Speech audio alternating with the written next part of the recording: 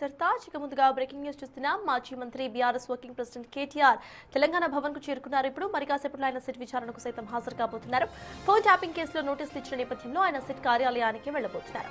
మాజీ మంత్రి హరీష్ రావుతో కలిసి కేటీఆర్ నార్సింగ్లోని తన నివాసం నుంచి ర్యాలీగా తెలంగాణ భవన్ కు వచ్చారు. పలువురు టీఆర్ఎస్ నాయకులు కార్యకర్తలు ఆయన వెంట ఉన్నారు. మరి కాసేపట్లో కేటీఆర్ మీడియాతో మాట్లాడబోతున్నారు. అనంతరం కూడా ఆయన సిట్ విచారణ కోసం జూబ్లీహిల్స్ పోలీస్ స్టేషన్ కు బయలుదేరబోతున్నారు. కేటీఆర్ వెంట బీఆర్ఎస్ నేతలు కార్యకర్తలు ర్యాలీగా తెలంగాణ భవన్ నుంచి సిట్ ఆఫీస్ వరకు వెళ్లబోతున్నారు. దీంతో ఎలాంటి అవాంఛనీయ సంఘటనలు జరగకుండా పోలీసులు పటిష్టమైన బందోబస్తును సైతం ఏర్పాటు చేశారు. మరోవైపు ఉదయం నుంచి బీఆర్ఎస్ విద్యార్థి నాయకులను పోలీసులు ఎక్కడికక్కడ అరెస్ట్ చేస్తున్నారు.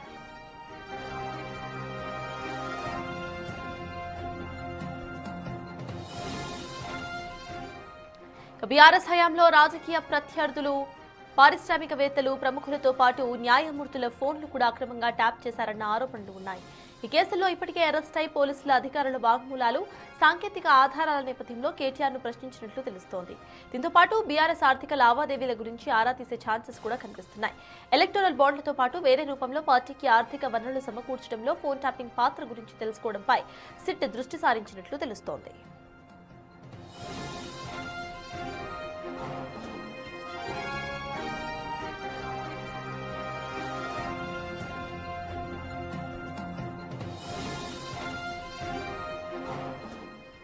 ఇక ఫోన్ ట్యాపింగ్ ద్వారా సేకరించిన డేటాను పార్టీ ప్రయోజనాల కోసం ఉపయోగించారా? ఎన్నికల ఫలితాల తర్వాత డేటా ధ్వంసం చేసిన విషయం గురించి కేటీఆర్ను ప్రశ్నించే అవకాశం సైతం కనిపిస్తోంది. ఇటీవల సిట్ విచారణలో మాజీ మంత్రి హరీష్ రావు ఇచ్చిన స్టేట్మెంట్లోని అంశాల ఆధారంగా కేటీఆర్ను విచారించబోతున్నట్లు సమాచారం.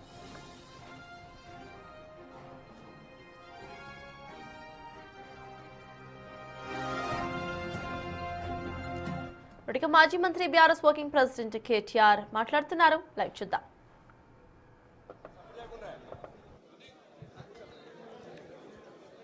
మీడియా మిత్రులందరికీ నమస్కారం. మా పార్టీ పెద్దలు, నాయకులు, మా సోదరులు, మా సోదరీమణులు ఎవరెవరైతే సంఘీభావం చెప్పడానికి ప్రభుత్వం ఆడుతున్న ఈ రాజకీయ డ్రామా ఏదైతే ఉందో ఇందులో మా అందరికీ మనోస్థైర్యాన్ని నింపడానికి విచ్చేసిన ప్రతి ఒక్కరికి పేరు పేరున నమస్కారం. మీ అందరికీ తెలుసు, కేసీఆర్ గారి శిష్యులుగా, కేసీఆర్ గారు తయారు చేసిన సైనికులుగా, కేసీఆర్ గారి కార్యకర్తలుగా ఉద్యమంలోంచే ఉద్భవించిన నాయకత్వం ఇవాళ బీఆర్ఎస్ పార్టీది. ఈ వేదిక మీద కూర్చున్న ప్రతి ఒక్కరూ, వెనకాల ఉన్న ప్రతి ఒక్కరు కూడా ఆనాడు రాష్ట్ర కేంద్ర ప్రభుత్వాలతో సుదీర్ఘంగా వారు ఎన్ని కేసులు పెట్టినా, ఎన్ని రకాలుగా భయపెట్టే ప్రయత్నం చేసినా భయపడకుండా, వెరవకుండా రాష్ట్రం కోసం పోరాటం చేసిన, రాజీ లేని పోరాటం చేసిన నాయకత్వం మా పార్టీది. రాష్ట్రం వచ్చింది, ఆ తర్వాత ప్రజలు ఆశీర్వదిస్తే మా పార్టీ అధికారంలోకి వచ్చింది, ప్రభుత్వం వచ్చింది. కేసీఆర్ గారి ఆశీర్వాదంతో నాకు మంత్రి పదవిలో పనిచేసే అవకాశం కూడా వచ్చింది. 10 ఏళ్ళు కేసీఆర్ గారి నాయకత్వంలో అనుక్షణం తెలంగాణ రాష్ట్రం కోసం, తెలంగాణ రాష్ట్ర అభివృద్ధి కోసం వివిధ హోదాల్లో పరిశ్రమల శాఖ మంత్రిగా, టెక్నాలజీ రంగానికి మంత్రిగా, అట్లాగే మున్సిపల్ వ్యవహారాల మంత్రిగా అనుక్షణం ప్రజల కోసం పనిచేశాం తప్ప, రాష్ట్రం కోసం పనిచేశాం తప్ప ఎన్నడూ కూడా తప్పుడు పనులు, పొరపాటును కూడా చేయలేదు. మా కేసీఆర్ గారు ఎప్పుడో ఒకటి చెప్తా ఉంటారు, రాజకీయం అనేది గేమ్ కాదు, మనకు సంబంధించినంత వరకు మనం తెచ్చిన ఈ రాష్ట్రంలో మనకు ఒక టాస్క్ అని. అంతే నిబద్ధతతో 10 ఏళ్ళు చాలా సిన్సియర్గా రాష్ట్రం కోసం పనిచేశాం. అన్ని రకాలుగా మా నియోజకవర్గాలను ఎట్లా బాగు చేయాలి, మా జిల్లాలు ఎట్లా బాగు చేయాలి, మన పల్లెలు ఎట్లా బాగుండాలి, ఏ టాస్క్ మాకు మా నాయకుడిస్తే, ప్రజలిస్తే దాని నిబద్ధతతో తెలంగాణని గొప్పగా తీర్చిదిద్దేదానికి తాపత్రయపడుతూ అందరం కూడా సమిష్టిగా పనిచేసినాం. మేమెన్నడూ టైంపాస్ కార్యక్రమాలు చేయలేదు. ప్రత్యర్థుల కుటుంబాలను రాజకీయాల్లోకి లాగి, ప్రత్యర్థుల పిల్లల మీద బురద జల్లి, ప్రతిపక్షాల మీద కేసులు పెట్టి, ప్రతిపక్షాలను మరి కావాలని హరాస్మెంట్ చేసి ఆ టైప్లో టైంపాస్ పని చేయలేదు. మా నాయకుడు గొప్పతనం ఏంటంటే ఇవ్వని వాగ్దానాలను కూడా నెరవేర్చిన నాయకుడు కేసీఆర్ గారు. మేనిఫెస్టోలో చెప్పని హామీలను, మేనిఫెస్టోలో ఇవ్వని వాగ్దానాలను కూడా నెరవేర్చిన నాయకుడు కేసీఆర్ గారు. ఒక రైతు బంధు అయితేనేమి, ఒక కళ్యాణ లక్ష్మి అయితేనేమి, ఒక కేసీఆర్ కిట్ అయితేనేమి, ఇట్లా చెప్పుకుంటూ పోతే ఒకటి రెండు కాదు, ఎన్నో కార్యక్రమాలు మేము మేనిఫెస్టోలో చెప్పలేదు. కానీ చెప్పకపోయినా ప్రజాహితం కోసం మరి 10 ఏళ్ల పాటు మేము పనిచేసాం. ఇవాళ బాధ అనిపిస్తున్నది, ఎంక్వైరీలతో కాదు, ఎంక్వైరీలకు భయపడేటోడు ఎవడు లేడు, బాధపడేటోడు ఎవడు లేడు. కానీ ఇవాళ ఇంత కష్టపడి మరి కేసీఆర్ గారి నాయకత్వంలో ప్రజలు సాధించుకున్న ఈ రాష్ట్రంలోని పరిపాలన పిచ్చోడి చేతిలో రాయిలాగా మారిపోయింది. పరిపాలన మీద దృష్టి లేదు, పరిపాలన చేత కాదు, ప్రజలకిచ్చిన హామీలు నెరవేర్చే సత్తా లేదు. అసమర్థుడి జీవనయాత్రలాగా ఈ 2 ఏళ్ళు ఏదో నెట్టుకుంటూ టైంపాస్ చేసుకుంటూ వచ్చినారు. ఒక్కొక్క రోజు ఒక్కొక్క డ్రామా. కొన్ని రోజులు కాళేశ్వరం పేరిట డ్రామా, కొన్ని రోజులు గొర్రెల స్కామ్ అని డ్రామా, కొన్ని రోజులు ఫార్ములా ఈ పేరిట డ్రామా, మరికొన్ని రోజులు ఫోన్ ట్యాపింగ్ అని చెప్పి డ్రామా. ఇవాళ ఒక బాధ ఎక్కడ అనిపిస్తుంది అంటే, చదువు, సంస్కారము, మర్యాద, హుందాతనం ఉన్న ఒక పార్టీ నాయకుడిగా నేను చేసే విజ్ఞప్తి, నేను చేసే ప్రార్థన ఏంటంటే, ఈ పుట్టిన మట్టి సాక్షిగా, అంతరాత్మ సాక్షిగా అక్రమ అనైతిక పనులు నేనెన్నడూ కూడా చేయలేదు అనే మాట స్పష్టంగా చెప్తా ఉన్నాను. ఈ రెండేళ్లలో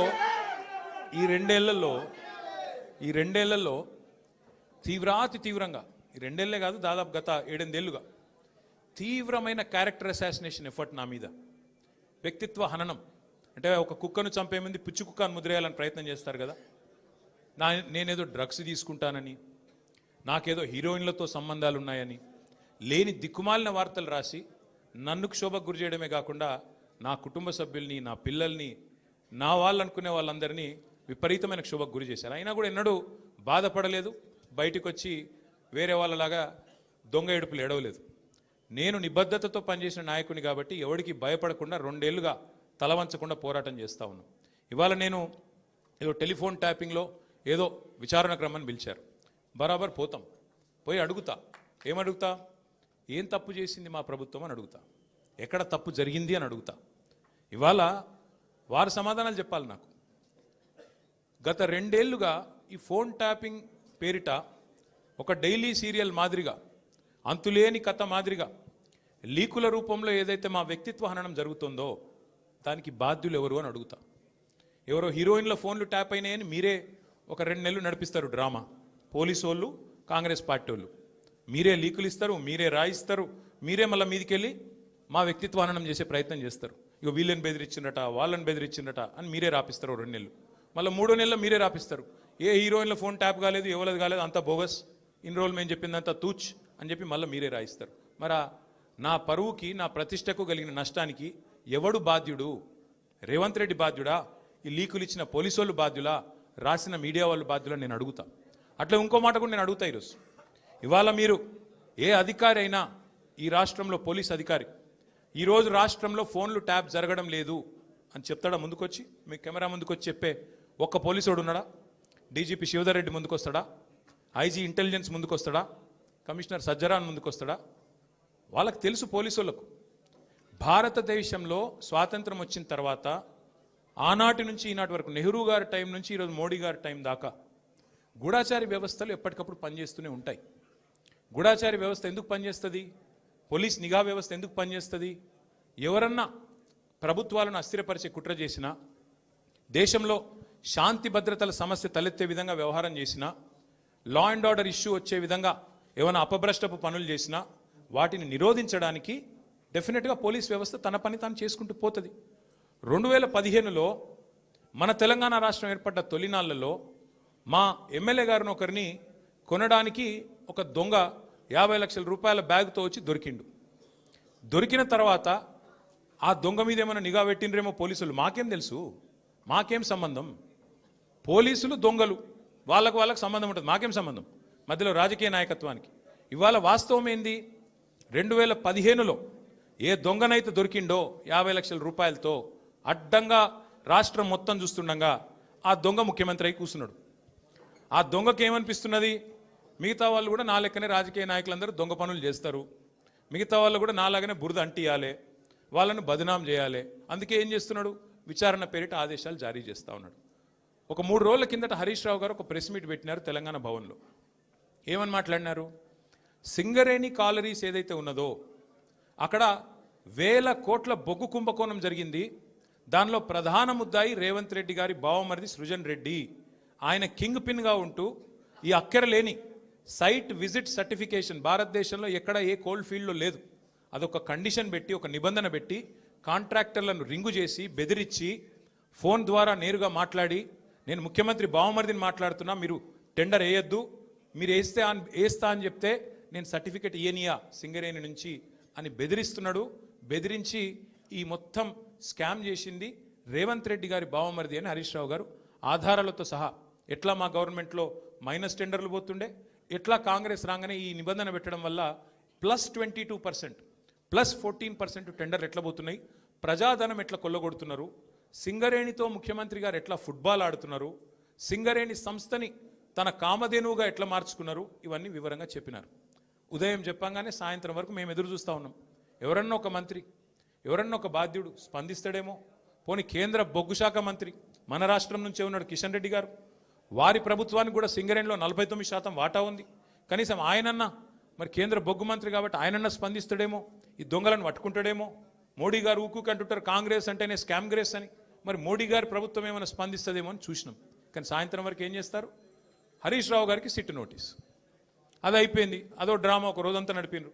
హరీష్ రావు గారు లోపల పోయినరు, ఉల్టా క్వశ్చన్లు వాళ్ళనే అడిగిండు, వాళ్ళకి ఏం చెప్పాలన్నా తెలియలేదు, నీళ్ళు నమిలినరు, అయిపోయింది. ఇప్పుడు మళ్ళా ఇక డైలీ సీరియల్, అదే సీరియల్ ఉంటుంది కార్తీక దీపం అని, అది మనసు మమత,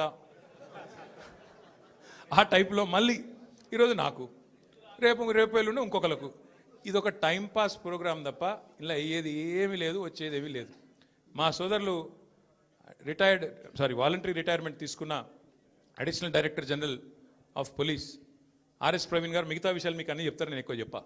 ఎందుకంటే వారు ఇటున్నారు, వారు అన్ని విషయాలు వారు వివరంగా చెప్తారు. ఎందుకంటే వారు గతంలో ఐపీఎస్ ఆఫీసర్గా పనిచేసినారు, వారి తర్వాత ప్రెస్ మీట్ పెట్టి అన్నీ చెప్తారు. కానీ ఒకటి మాత్రం వాస్తవం, ఇవాళ రేవంత్ రెడ్డి గారు ఆయన దొంగ కాబట్టి, అడ్డంగా దొరికిన దొంగ కాబట్టి, ఇంకా దొంగ పనులు చేస్తూనే ఉన్నాడు కాబట్టి, అదేదో సినిమాలో బ్రహ్మానందం గారు దొంగ ఉంటాడు, ఉరికూరిక దొరికిపోతుంటాడు. అట్లాగే ఈయన కూడా, ఈయన స్పెషాలిటీ ఏంటంటే ఉరికూరిక దొరికిపోతాడు. ఉత్తగానే సింగరేణిలో దొరుకుతాడు, మూసీలో దొరుకుతాడు, హైడ్రాలో దొరుకుతాడు, ఎక్కడ పడితే అక్కడ దొరికిపోతాడు. హిల్ట్ కుంభకోణంలో దొరుకుతాడు, లగచర్లలో దొరికిపోతాడు. దొంగ ఫాస్ట్గా దొరికిపోవడం రేవంత్ రెడ్డి గారి స్పెషాలిటీ. ఇంకా విచిత్రం ఏంటంటే ఇవాళ ఒక దొంగ లేడు ఈ రాష్ట్రంలో, దండుపాలెం ముఠా ఉంది ఈరోజు. క్యాబినెట్ ఎవరిది వాళ్ళు అందిన కాడికి దోచుకోనే స్కీమ్లో భాగంగా ఈరోజు వాళ్ళు దోచుకుంటా ఉన్నారు. ఆ దోపిడీని మేము బయట పెడుతుంటే వాళ్ళకి ఎక్కడ లేని మంట వస్తున్నది మా మీద. మాకేం ఫరక్ పడది. మీకు తెలియదు కానీ మీడియా వాళ్ళు మీరు కూడా మాకు తెలియకుండానే సాయం చేస్తున్నారు. మీరేమనుకుంటారంటే ముఖ్యమంత్రి చెప్పిండు, మేము ఇట్లా కేసు నోటీసులు వచ్చినాయి, మరి వీళ్ళని ఏదో విచారిస్తున్నారు అని చెప్పి లోపల మేము పోగానే ప్లేట్ బ్రేకింగ్లు పెట్టి గుచ్చి అడుగుతుండ్రు అని మీరు పెడతారు. మాకేం బాధ లేదు, ఎందుకంటే 100 కోట్ల పబ్లిసిటీ మీరు ఫ్రీగా మాకు ఇస్తున్నారు, మాకేం బాధ లేదు. తప్పు చేసినోడు భయపడతాడు, తప్పు చేయనోళ్ళు ఎవరికి భయపడాడు. రేవంత్ రెడ్డి కాదు, వాని జేజమ్మకు కూడా భయపడే సమస్య లేదు. ముమ్మాటికి ఒకటి మాత్రం పక్కా, ఈ కేసు ఇంతటితో మేము వదిలిపెట్టాం. నా క్యారెక్టర్ అసాసినేషన్కి బాధ్యులైన రేవంత్ రెడ్డిని, ఆయన తొత్తులుగా పనిచేస్తున్న పోలీసులు కొంతమంది, అందరినీ కాదు, కొంతమంది పోలీసులు ఎవరైతే ఉన్నారో ఆయన తొత్తులుగా, ఆయన అడుగులకు మడుగులతో పనిచేస్తున్నారో వాళ్ళని నేను కూడా వదిలిపెట్టాను. ఎందుకు వదిలిపెట్టను? ఎందుకంటే నా వ్యక్తిత్వం హననం చేస్తూ ఉన్నారు. లేని లింకులు అంటగట్టి, లేని రంకులు అంటగట్టి, నాకు ఇష్టం ఉన్నట్టు ఎవరెవరో యాక్టర్లకు లింకులు పెట్టి చిల్లర రాజకీయం ఏదైతే చేస్తున్నారో ఈ విషయంలో నేను మాత్రం వదిలిపెట్టను. మీరేదో ఇవాళ ముఖ్యమంత్రి హార్వర్డ్కి పోయిండు, ఆడ వచ్చిరాని ఇంగ్లీష్లో ఏం నేర్చుకుంటుండో ఏం తెచ్చిండో కానీ ఆయన వచ్చే వరకు టైంపాస్ చేద్దాము అని చెప్పి మీరు డ్రామా చేస్తున్నారు, మాకు తెలుసు. ధారావాహికలాగా నడుపుతా ఉన్నారు, మాకేం ఇబ్బంది లేదు. మీరు ఎన్నిసార్లు పిలిచినా వస్తాం, ఎందుకంటే చట్టాన్ని గౌరవించే పౌరులం, తప్పకుండా వస్తాం. మేము తప్పు చేయలేదన్న మాటనే చెప్తాము. మీరు ఎన్ని రకాల డైవర్షన్ గేమ్లు ఆడినా మేము మాత్రం అర్జునుడి కన్ను ఎట్లయితే ఆనాడు తన గురి మీదనే ఉండనో అట్లే మా గురి మొత్తం కూడా ఈ ప్రభుత్వ అసమర్థత మీద, మీ అవినీతి మీద, మీరు ప్రజలకిచ్చి ఎగ్గొడుతున్న హామీల మీద, యనుమల రేవంత్ రెడ్డి ఎగవేతల రేవంత్ రెడ్డికి ఎట్లా మారిపోయిండో అన్న దాని మీద 420 హామీలు ఇచ్చి ఇప్పటివరకు 4 హామీలు కూడా నెరవేర్చకుండా ఎట్లా ఈ లుచ్చా పనులు చేస్తున్నాడో వీటిని ఎండగడుతూనే ఉంటాం. 100% వదిలిపెట్టకుండా ప్రాణం పోయేదాకా పోరాడుతూనే ఉంటాం. ఎవరికి భయపడకుండా, ఎవరికి తలవంచకుండా నిఖార్సైన తెలంగాణ బిడ్డలుగా, కేసీఆర్ గారి సైనికులుగా, కేసీఆర్ గారిని తిరిగి ముఖ్యమంత్రి చేసేదాకా మేమందరం కలిసికట్టుగా పనిచేస్తూ ఉంటామని చెప్పి తెలియజేస్తూ మీ అందరికీ కూడా సంఘీభావం చెప్పడానికి అరే ఆగురాబాయ్ సంఘీభావం చెప్పడానికి వచ్చిన ప్రతి ఒక్కరికి మళ్ళొకసారి ధన్యవాదాలు తెలియజేస్తూ మిగతా విషయాలు వాళ్ళు నన్నేం అడిగినరు, నేను వాళ్ళనేం అడిగినా అవన్నీ సాయంత్రం మిగతా విషయాలు మాట్లాడుకుందాం. Thank you.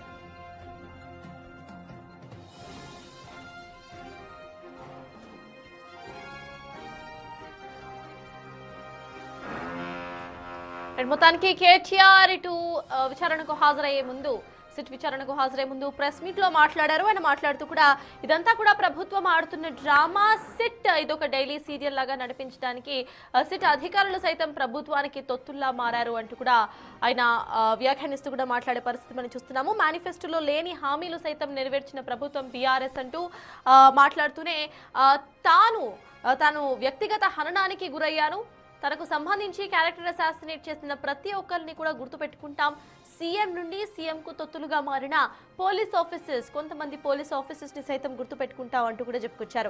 చదువు సంస్కారం ఉన్న ఒక పొలిటీషియన్ లాగా చెప్తున్నా, నేను ఎటువంటి అక్రమ పనులు చేయలేదు అంటూ కూడా ఆయన వ్యాఖ్యానించిన సందర్భాన్ని మనం ఇప్పుడు చూడొచ్చు.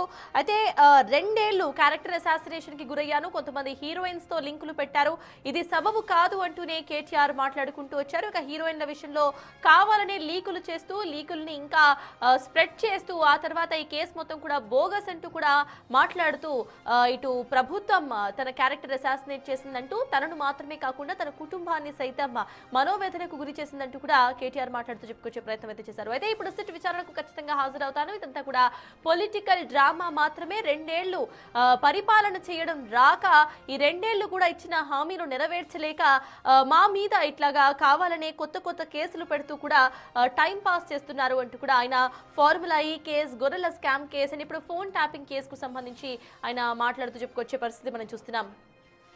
సో ఎస్ ఇక